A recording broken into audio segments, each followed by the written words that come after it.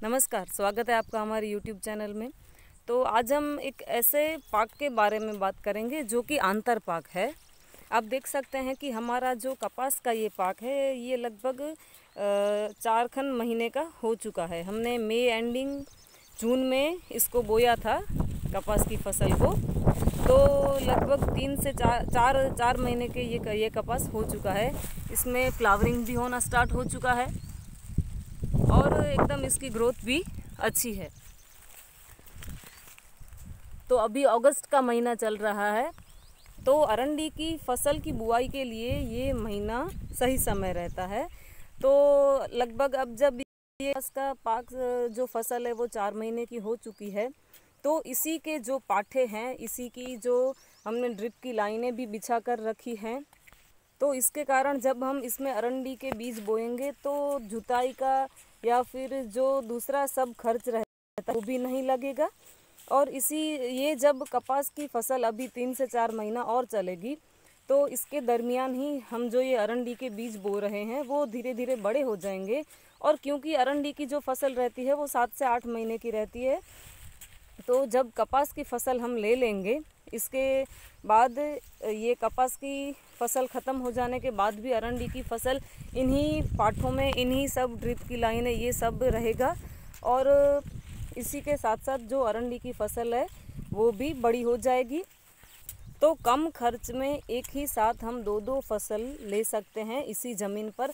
और कुछ इस अंतराल पर हम ये आप देख सकते हैं अरंडी के बीज डाल रहे हैं। तो जहाँ पर कपास के जो पौधे हैं वो कम हैं, या फिर कुछ निश्चित अंतराल पर हम ये अरंडी के बीज को बो देंगे ताकि ज़्यादा ये घने भी ना हो जाएं, और जो बीच में स्पेस है उसमें जो अरंडी के नन्हे नन्हे पौधे हैं वो भी ग्रो करना स्टार्ट कर देंगे। तो जो भी हम कीटनाशक अगर इस कपास की फसल को देंगे तो वो भी इसको काम आएगा अरंडी की फसल को। जो खाद देंगे, जो फर्टिलाइज़र हम देंगे, पानी मिलेगा, यानी कि जो भी सारे पोषक तत्व हम कपास को देंगे वो सभी इस अरंडी की फसल को भी काम आते रहेंगे और अरंडी के जो फसल है वो ग्रो करती रहेगी। तो इस तरीके से कम खर्च में हम 2 फसल एक साथ एक ही ज़मीन में ले सकते हैं, जिसके कारण हमारी जो किसान की आय है, आमदनी है, उसमें भी मुनाफा देखने को मिलेगा और मेहनत भी कम रहेगी। समय समय पर इसमें निराई या फिर फर्टिलाइज़र का देना, खाद का देना, कीटनाशक का स्प्रे, तो ये सभी तो कपास के फसल को हम इन सभी चीज़ों का ध्यान रखते ही हैं। तो इसके साथ साथ 2 से 3 महीनों में पूरी ये अरंडी की फसल है वो ग्रो हो जाएगी।